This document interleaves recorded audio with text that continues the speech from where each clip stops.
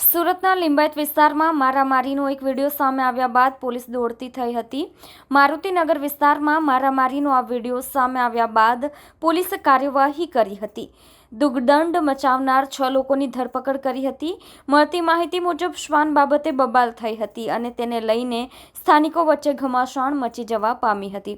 આ સમગ્ર મામલે પોલીસે ગુનો નોંધી તમામ સામે કાર્યવાહી શરૂ કરી છે।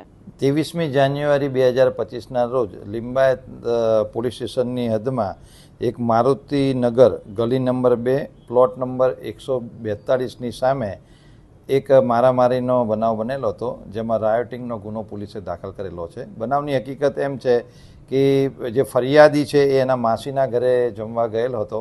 એ દરમિયાન સોસાયટીના માણસો એની માસી જોડે કૂતરાની બાબતમાં બોલાચાલી કરતા હતા, જેમાં આ જે ફરિયાદી છે એ એના માસીનો ઉપરાણો લઈને એ ભાઈઓ સાથે ચર્ચા કરતા હતા। તો સોસાયટીના માણસોએ તેની પર એસોલ્ટ કરેલો અને કહેલું હતું કે તું બહારનો વ્યક્તિ છે, તારે અહીંયા બોલવાની જરૂર નથી, એમ કરતાં તેઓ ઉપર મારામારી કરેલ હતી, જેનો સોશિયલ મીડિયામાં વિડીયો પણ વાયરલ થયો હતો। પરંતુ પોલીસ તાત્કાલિક હરકતમાં આવીને તુરંત જ ગુનો દાખલ કરીને જે આના માણસોને તરત જ ગણતરીના કલાકોમાં અટક કરી લીધેલા છે। અત્યાર સુધી 7 ઇસમોની પોલીસે ધરપકડ કરી આગળની કાર્યવાહી હાથ ધરી।